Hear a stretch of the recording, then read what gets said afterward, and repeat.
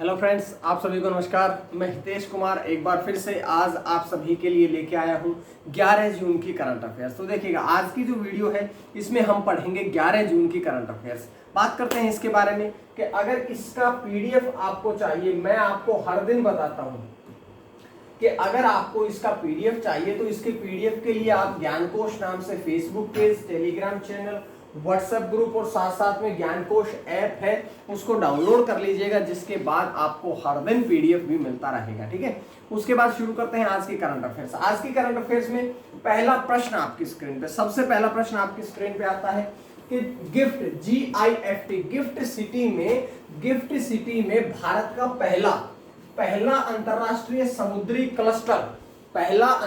समुद्री क्लस्टर जो है ये स्थापित करने की घोषणा किसके द्वारा करी गई? कौन सी ऐसी संस्था है जिसने कि भारत का पहला अंतरराष्ट्रीय समुद्री क्लस्टर स्थापित करने की घोषणा करी है?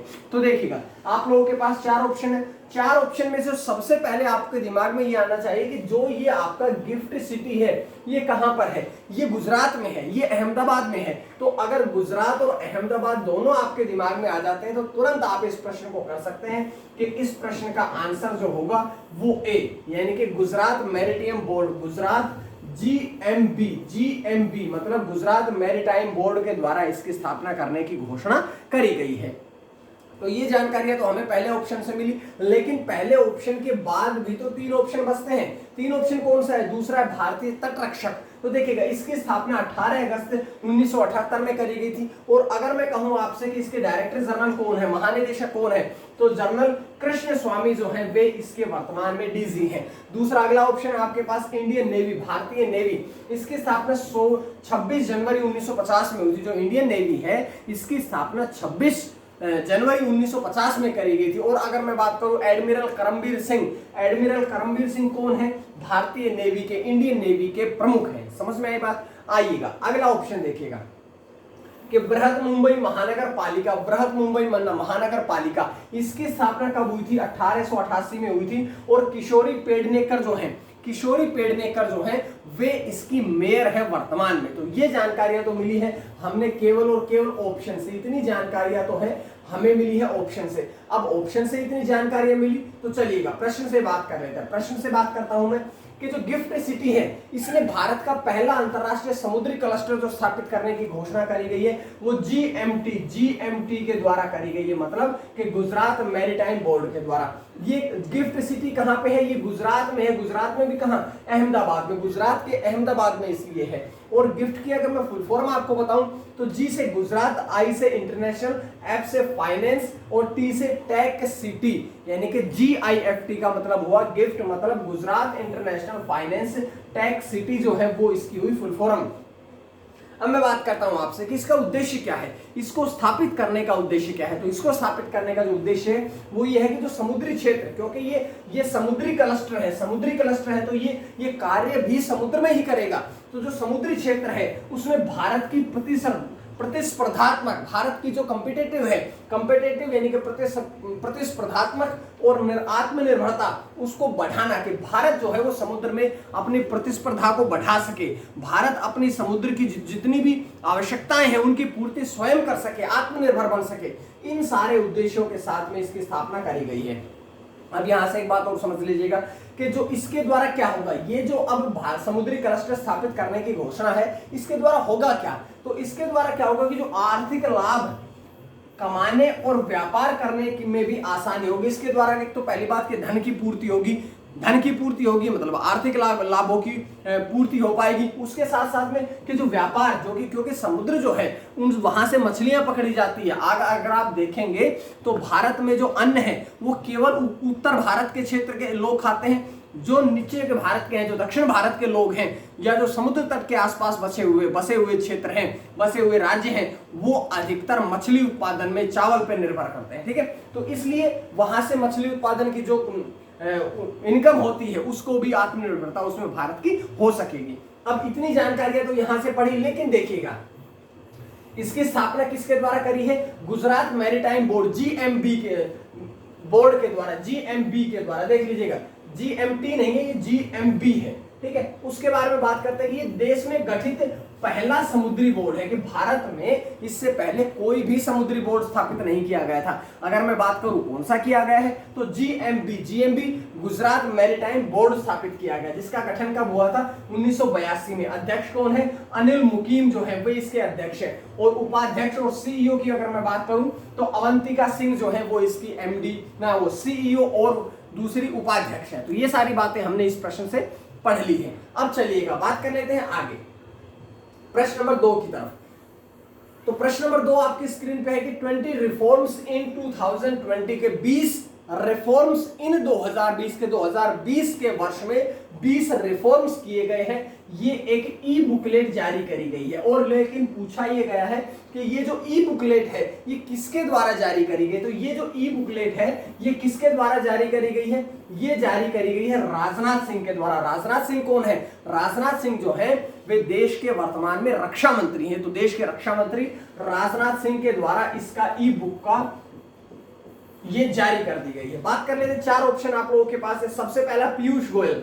तो पीयूष गोयल कौन है, रेल मंत्री हैं। दूसरा है मुख्तार अब्बास नकवी। मुख्तार अब्बास नकवी कौन है, अल्पसंख्यक कार्य मंत्री।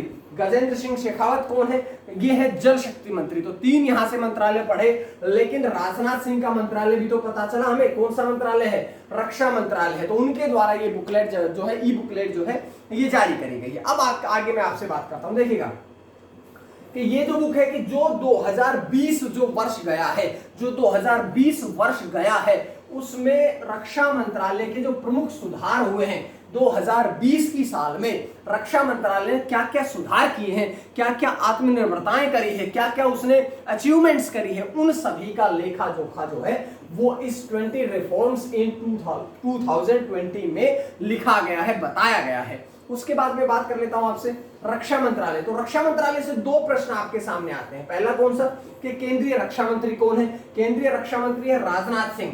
कहां से निर्वाचित है, वे लखनऊ उत्तर प्रदेश से भी निर्वाचित है।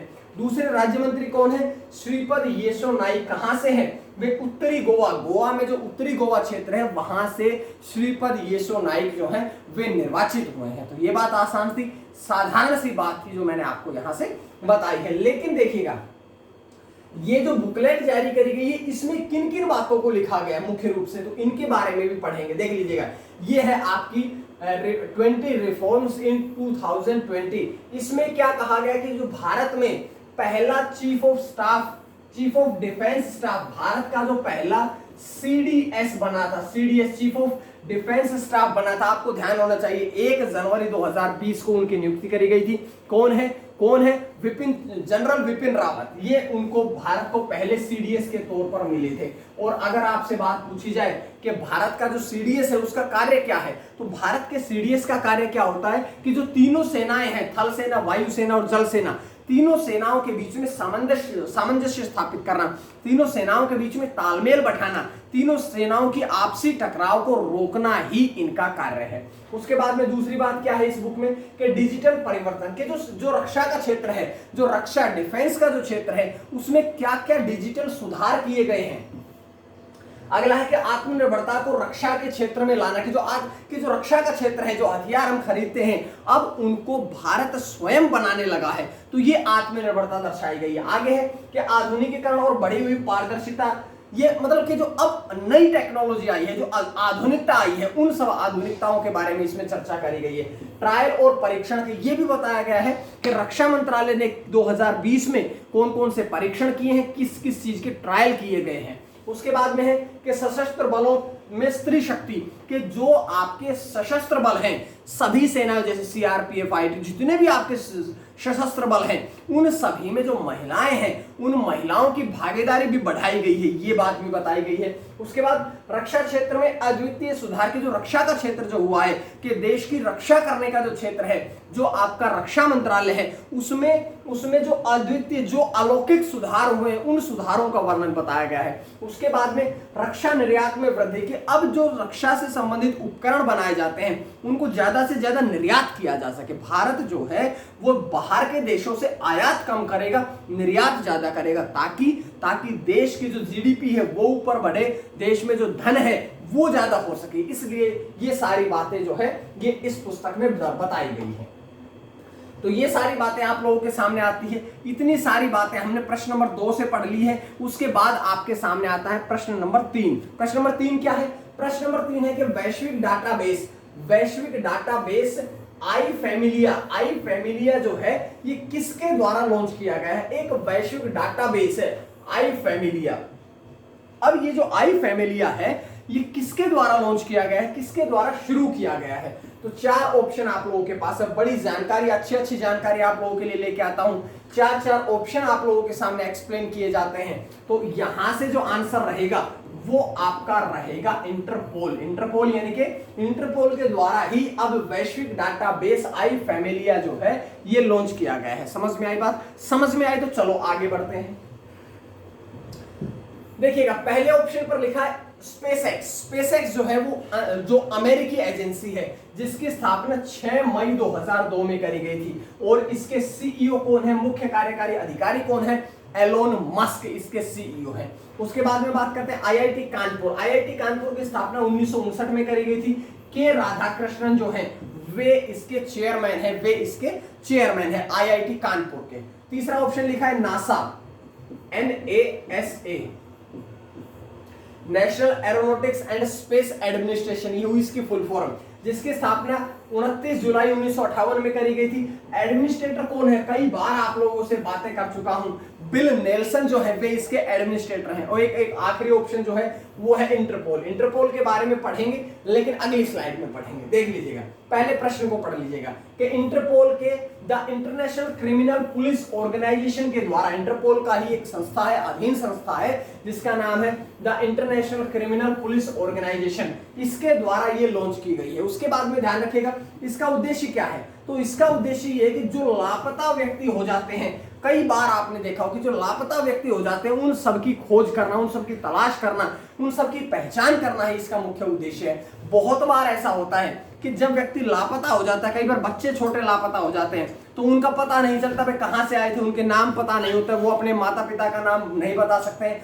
अपने गांव का नाम नहीं बता सकते हैं, कहां रहते हैं कुछ नहीं बता सकते हैं। तो ऐसे लोगों की, ऐसे गुमशुदा लोगों की, ऐसे लापता लोगों की पहचान करना ही इसका मुख्य उद्देश्य है। इसके द्वारा कैसे होगा? जब वो कुछ बता नहीं सकते तो कैसे इनकी पहचान हो पाएगी? देख लीजिएगा, एक बात होती है डीएनए। अब उन लापता व्यक्तियों के डीएनए की पहचान करी जाएगी और पहचान करने के बाद उनके असली माता पिता तक पहुंचा जाएगा। अब मैं बात कर रहा हूं तो देखिएगा डीएनए क्या है? डीएनए की फुल फॉर्म होती है डीऑक्सीराइबोन्यूक्लिक अम्ल।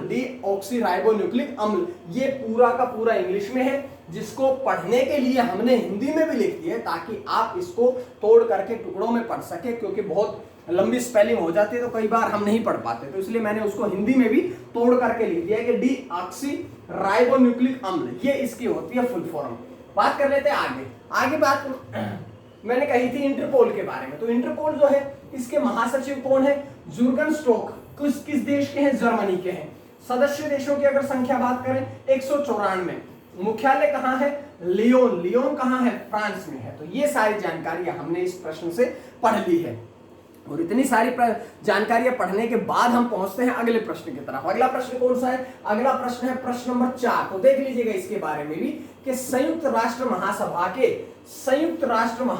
के जो 76वां सत्र होगा, इस सत्र के अध्यक्ष कौन चुने गए हैं? कौन इसके अध्यक्ष चुने गए हैं? तो देख लीजिएगा यहां से 4 ऑप्शन है, जिसमें से अब्दुल्ला शाहिद जो हैं वे अब जो संयुक्त राष्ट्र का 76वां सत्र होगा इसके लिए अध्यक्ष चुने गए हैं। जानकारियां मिली, लेकिन आगे बढ़िएगा। चारों के चारों नाम इंपॉर्टेंट है। क्या नाम है चारों के चारों? देखिएगा सबसे ऊपर लिखा है बाल्कन बोजकिर कौन है? वे 75वें यानी कि ये 76वें के तो बने हैं अब्दुल्ला शाहिद, लेकिन जो पिछले वर्ष किया गया था इस सत्र के अध्यक्ष कौन थे? बोल्कन बोजकिर। समझ में आई बात? उसके बाद डेविड मालपास कौन है? WHO वर्ल्ड हेल्थ ऑर्गेनाइजेशन, विश्व स्वास्थ्य संगठन के कौन है? अध्यक्ष हैं। उसके बाद में के शिवान कौन है? ISRO Indian space research organisation के कौन है? अध्यक्ष हैं। तो ये सारी बातें थी जो कि हमने इस प्रश्न से आप लोगों के सामने लेके आया हूं। समझ में आई बात? आइएगा अब हम पढ़ लेते हैं ऑप्शन इनके बाद कि संयुक्त राष्ट्र महासभा का जो 76वां सत्र है इसके अध्यक्ष अब्दुल्ला शाहिद कहां के हैं? मालदीव के हैं। 7 जून को 193 सदस्य, जो संयुक्त राष्ट्र में बताया था कि 193 सदस्य देश हैं, उन सदस्य देशों ने 7 जून को मतदान किया था अध्यक्ष पद के लिए, जिसमें से जो 100 यहां से देखिएगा 147 मत जो थे उनसे 193 में से वो किन को मिले हैं? वो मिले हैं अब अब्दुल्ला शाहिद को। उनके प्रतिद्वंदी कौन थे? जलमई रसूल, अफगानिस्तान के पूर्व विदेश मंत्री, उनको 48 मत मिले हैं। ठीक है, इस सत्र का आयोजन कब किया जाएगा? देखिएगा भाई, ये अध्यक्ष तो बना दिए गए, लेकिन इसका आयोजन कब होगा? तो इसका आयोजन होगा सितंबर 2021 में। और 75वें सत्र के अध्यक्ष मैं बता चुका हूं आपको, तुर्की के थे कौन? बोल्कोन बोजफिर। ठीक है, उसके बाद आइएगा, अब हम पढ़ते हैं संयुक्त राष्ट्र के बारे में। संयुक्त राष्ट्र के बारे में बात करें कि 24 अक्टूबर 1945 को इसकी स्थापना हुई थी।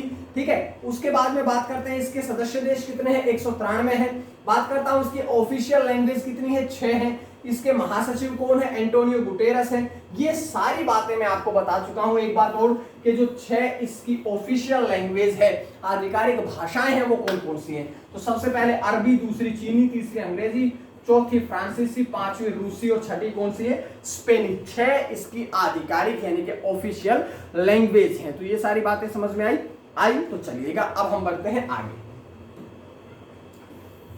अब आपकी स्क्रीन पे आता है प्रश्न नंबर 5। प्रश्न नंबर 5 है कि कृत्रिम सूर्य जो है इसने रिकॉर्ड तापमान हासिल किया है और ये किस देश में स्थित है? अब प्रश्न जो पूछा गया है कि जो आपका कृत्रिम सूर्य है उसने अब रिकॉर्ड तापमान स्थापित कर लिया है, और ये तापमान कितना है उसके बारे में बाद में पढ़ेंगे।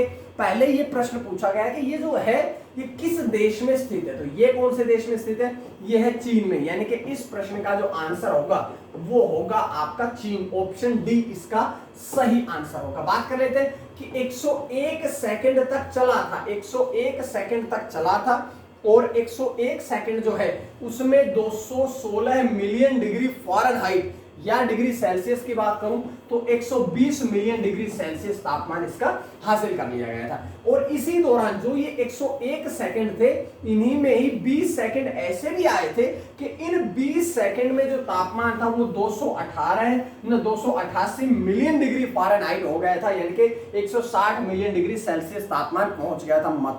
मतलब का जो सूर्य का जो तापमान है उससे भी 10 गुना ज्यादा, सूर्य के तापमान से भी ज्यादा इसका तापमान हो गया था। बात करता हूं आपसे कि चीन की एक योजना है जिसका नाम है प्रायोगिक उन्नत सुपर कंडक्टिंग टोलामल। इस योजना को ही हम क्या कहते हैं? कृत्रिम सूर्य का नाम भी इसे दिया गया है। इसके द्वारा क्या होता है कि जैसे ये जो उपकरण है ये जिस प्रकार से सूर्य काम करता है नाभिकीय संलयन प्रक्रिया के तहत, नाभिकीय संलयन परमाणु पर संलयन प्रक्रिया के तहत काम करता है, ये उपकरण भी ऐसे ही सेम काम करता है। और यहां से 2 प्रश्न और भी आपके सामने आते हैं। एक होता है साइंस वाले बच्चे समझते हैं, एक होता है नाभिकीय विखंडन, एक होता है नाभिकीय संलयन।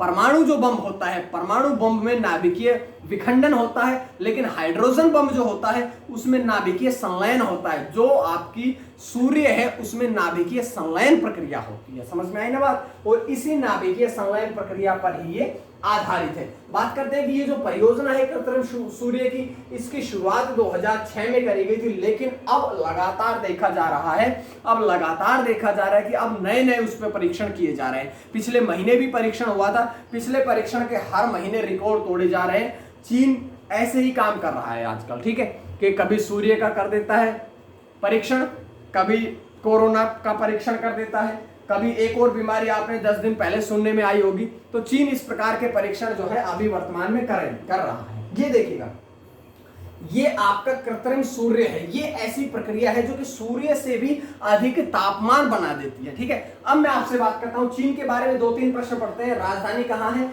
बीजिंग। मुद्रा कौन सी है? रेनबिंबी। राष्ट्रपति कौन है? शी जिनपिंग इसके राष्ट्रपति हैं, चीन के राष्ट्रपति हैं। तो ये सारी बातें आपके सामने आई, और इतनी बातें अगर आपके सामने आई तो प्रश्न नंबर 5 समाप्त होता है। और 5वें प्रश्न की समाप्ति के बाद हमारे सामने क्या आता है? हमारे सामने आता है आज का प्रश्न, जो है कि कॉर्पोरेट सैन्य अभ्यास जो है ये किस देश में, किस देश के बीच में, किस किस देश के बीच में हुआ है? आपने आपका जो आंसर है वो आंसर जरूर कमेंट करना है, कमेंट करके आपने अपना आंसर बताना है, ठीक है। उसके बाद कल मैंने आपसे प्रश्न पूछा था कि भारत को 3 MH-60 रोमियो जो हेलीकॉप्टर सौंपने की घोषणा करी है, किसने करी है? तो ये घोषणा करी है अमेरिका ने। तो अमेरिका का जो आंसर है वो आंसर आपका सही रहेगा। समझ में आई बात? समझ में आई तो चलिएगा बात करते हैं आगे प्रश्न नंबर 6 की तरफ। प्रश्न नंबर 6 क्या कहता है कि ICC international cricket council, international cricket council जो आईसीसी है, इसने 2021 से 2023 तक वैश्विक टूर्नामेंट प्रायोजक के लिए किसके साथ में साझेदारी करी है? किसके साथ में ये साझेदारी करी है? तो देखिएगा 4 ऑप्शन आप लोगों के पास है, फोन पे, गूगल पे, सहारा ग्रुप और भारत पे। तो यहां से आपका जो सही आंसर रहेगा वो रहेगा भारत पे। भारत पे के साथ में अब आईसीसी ने, इंटरनेशनल क्रिकेट काउंसिल ने समझौता कर लिया है। बात करेंगे क्या समझौता है, क्या बातें हैं, लेकिन उससे पहले ऑप्शन पढ़ेंगे। फोन पे ऑप्शन नंबर 1 पर था। फोन पे की स्थापना कब हुई? 2015 में। संस्थापक और सीईओ कौन है? समीर निगम। गूगल पे की स्थापना 11 सितंबर 2015 में हुई थी। गूगल पे जो है वो गूगल के अधीन ही एक संस्था है, और गूगल के अधीन है तो हम गूगल के सीईओ को पढ़ेंगे, कौन है? सुंदर पिचई। सहारा इंडिया परिवार के बारे में बात करूं तो 1978 में स्थापना हुई थी, जिसके चेयरमैन कौन है? सुब्रत रॉय, ठीक है। उसके बाद में भारत पे के बारे में भी हम चर्चा करेंगे अगली स्लाइड में, देख लीजिएगा। इसके बारे में आपको बताऊं कि भारत पे के साथ साझेदारी हुई, और इसमें क्या होगा कि जो पुरुष और महिलाएं यानी जो मेल और फीमेल दोनों टीमों के लिए T20, वनडे इंटरनेशनल और टेस्ट में सभी के लिए ये प्रायोजित समझौता हुआ है, सभी के लिए ये प्रायोजन का समझौता हो गया है। अब मैं बात करता हूं कि आगामी, क्योंकि आईसीसी ने समझौता किया तो आईसीसी के आगामी खेल प्रतियोगिताएं तो पता होनी चाहिए। देखिएगा 2021 में आईसीसी टेस्ट चैंपियनशिप होगी, कहां पर? यूके में। पुरुष T20 वर्ल्ड कप 2022 ऑस्ट्रेलिया में। महिला विश्व कप 2022 कहां होगा? न्यूजीलैंड में। अंडर 19 क्रिकेट विश्व कप 2022 कहां होगा? दक्षिण अफ्रीका में। महिला T20 विश्व कप 2022 कहां होगा? दक्षिण अफ्रीका में। पुरुष क्रिकेट टीम विश्व कप 2023 कहां पर होगा? भारत में। और विश्व टेस्ट चैंपियनशिप कहां पर होगी? 2023 में होगी, ठीक है। अब मैं आपसे बात कर लेता हूं, अब मैं आपसे बात करता हूं भाई, भारत पे के द्वारा ये समझौता किया गया है ना, तो भारत पे की स्थापना कब हुई थी? 2018 में हुई थी। सीईओ कौन है? असनीर ग्रोवर। असनीर ग्रोवर जो है वे इसके सीईओ है, और मुख्यालय की अगर मैं बात करूं तो नई दिल्ली में इसका मुख्यालय है। आसान बातें हैं आपके सामने इस प्रकार से आ जाती है। समझ में आई बात? समझ में आई तो चलिएगा। अब मैं बढ़ता हूं आगे भी एक प्रश्न है जो कि आईसीसी से ही संबंधित है। क्या बात है कि विश्व टेस्ट चैंपियनशिप के रेफरी कौन बने हैं?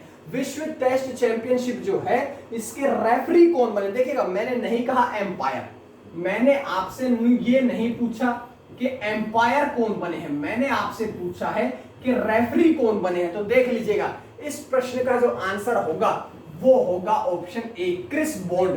क्रिस बॉन्ड जो है वे इस मैच के रेफरी बनेंगे। रेफरी में और एम्पायर में क्या अंतर होता है? तो पहले तो पढ़िएगा, रेफरी बने हैं, और ये जो दोनों हैं माइकल गोफ और रिचर्ड इलिंगवर्थ, ये दोनों के दोनों जो हैं ये बने हैं एम्पायर, ठीक है। ये बात समझ लीजिएगा आप लोग कि ये जो दोनों के दोनों हैं ये आपके एम्पायर बने हैं। लेकिन मैं बात करता हूं आपसे कि क्रिस बॉन्ड जो है वो कौन है? रेफरी। अब रेफरी और एम्पायर में क्या अंतर है? देखिए ऑन फील्ड जो खड़े होते हैं, जो व्यक्ति जब मैच चलता होता है ग्राउंड में खड़े होते हैं, वो कहलाते हैं आपके एम्पायर। लेकिन एक आप पढ़ते होंगे थर्ड एम्पायर, थर्ड एम्पायर को ही रेफरी कहा जाता है। मतलब इन दोनों एम्पायरों के अगर कुछ बात समझ में नहीं आई तो वो किसको रेफर करते हैं? अरे जिसको रेफर करते हैं बात, जिसको रेफर करते हैं अपना डिसीजन, वही रेफरी कहलाता है। सिंपल सी बात है कि जिसको अपना डिसीजन रेफर किया जाए कि भाई आप देख के बताओ हमारी समझ में नहीं आई बात, तो वो जिसको रेफर किया जाता है वही क्या कहलाता है? रेफरी। और रेफरी कौन बनेंगे? Chris Bond. समझ में आई बात? देखिएगा अगर मैं बात करूं कि इस मैच का आयोजन कब होगा तो 18 जून को होगा। 18 जून यानी कि अगले सप्ताह होने वाला है इसका आयोजन। किस किस देश की टीमों के बीच? भारत और न्यूजीलैंड के बीच में विश्व टेस्ट क्रिकेट चैंपियनशिप जो है इसका फाइनल होगा, ठीक है। आयोजन कहाँ होगा? साउथहैम्पटन में। और ये जो दोनों है मैंने बताए थे, ये फील्ड एम्पायर है, और एम्पायर के उसके बीच में मैं आपको अंतर भी बता चुका हूं। अब देखिएगा भाई, ये घोषणा तो आईसीसी ने करी है। आईसीसी की फुल फॉर्म क्या है? इंटरनेशनल क्रिकेट काउंसिल, जिसकी स्थापना कब हुई थी? 15 जून 1909 में हुई थी। मुख्यालय कहाँ पे है? मुख्यालय कहाँ पे है? दुबई में है। दुबई कहाँ है? संयुक्त अरब अमीरात में है। बात करते हैं इसके अध्यक्ष कौन है, तो ग्रेग बार्कले जो है वे इसके अध्यक्ष है, और मनु साहनी जो है वे इसके मुख्य कार्यकारी अधिकारी यानी कि इसके कौन है? सीईओ है। तो समझ में आई बात? इतनी बातें सारी आपको समझ में आई तो आपकी स्क्रीन पे आ जाता है अब आपका 8वां प्रश्न कि प्राण वायु देवता पेंशन योजना, प्राण वायु देवता पेंशन योजना, कौन सा राज्य ऐसा है जिसने की प्राण वायु देवता योजना शुरू कर दी है? प्राण वायु देवता पेंशन योजना कौन से ने शुरू कर दी है? तो हरियाणा ने शुरू कर दी है, यानी कि हरियाणा के जो मुख्यमंत्री हैं मनोहर लाल खट्टर, उनके द्वारा इसकी घोषणा करी गई है। बात कर लेता हूं आपसे, पंजाब के मुख्यमंत्री कौन है? अमरिंदर सिंह कांग्रेस पार्टी से। दिल्ली के मुख्यमंत्री कौन है? अरविंद केजरीवाल आम आदमी पार्टी से। उत्तर प्रदेश के मुख्यमंत्री कौन है? योगी आदित्यनाथ बीजेपी पार्टी से। इतनी सी सारी समझ में आई बातें? समझ में आई तो चलिएगा। विश्व पर्यावरण दिवस जो था 5 जून को, उस दिन इसका आयोजन किया गया, इसकी शुरुआत करी गई थी, जिसका उद्देश्य ये है कि वे सब पेड़, उन सब पेड़ों को सम्मानित किया जाएगा जो पेड़ 75 साल से बड़े हैं, उम्र में 75 साल से बड़े पेड़ों को सम्मानित किया जाएगा। सम्मानित करने का मतलब क्या है? सम्मानित करने का मतलब है कि जो पेड़ 75 साल से ज्यादा उम्र के हैं उन सभी के लिए 2500 रुपए प्रति वर्ष उनके लिए आवंटित किए जाएंगे। आवंटित किए जाएंगे मतलब कि 2500 रुपए प्रति वर्ष उस पेड़ को सौंपे जाएंगे मतलब कि उसके रखरखाव के लिए व्यक्तियों को सौंपे जाएंगे। ये आपकी स्कीम है जिसका नाम है प्राण वायु देवता पेंशन योजना। समझ में आई ना बात? समझ में आई तो चलिएगा। बात कर लेते हैं हम हरियाणा के बारे में। 2-3 बातें। मुख्यमंत्री मनोहर लाल खट्टर, राज्यपाल सत्यदेव नारायण आर्य, राजधानी कहाँ है? चंडीगढ़। चंडीगढ़ तो एक और याद रखिएगा, चंडीगढ़ तो हरियाणा के साथ साथ पंजाब की भी राजधानी। क्यों? क्योंकि 1 नवंबर 1966 को हरियाणा पंजाब दोनों राज्य अलग हुए थे, ठीक है? उसके बाद से ही दोनों की राजधानी जो है वो पंजाब है। इतनी बातें आप ना, पंजाब में चंडीगढ़ है, ये बातें आपने समझ लेनी है, ठीक है? अब आपकी स्क्रीन पे आता है प्रश्न नंबर 9 कि बिटकॉइन को वैध घोषित करने वाला दुनिया का पहला देश कौन सा बना? पहला देश ऐसा कौन सा बना है जिसने की जो बिटकॉइन है, बिटकॉइन एक आभासी मुद्रा होती है, इस आभासी मुद्रा को वैलिड घोषित कर दिया है, आभासी मुद्रा को वैध घोषित कर दिया है, आभासी मुद्रा को, बिटकॉइन को संविधान की दृष्टि में दर्जा दे दिया गया है। ऐसा कौन सा देश है? तो ऐसा देश है अल सल्वाडोर। अल सल्वाडोर जो है वो ऐसा देश बना है, दुनिया का पहला देश। देख लीजिएगा। अगर मैं बात करूं आपसे बिटकॉइन की, तो बिटकॉइन के बारे में मैंने एक दिन बताया था आप सभी को कि बिटकॉइन जो होती है वो आभासी मुद्रा होती है, ठीक है? इसके बारे में पूरी चर्चाएं आपसे कर चुका हूं।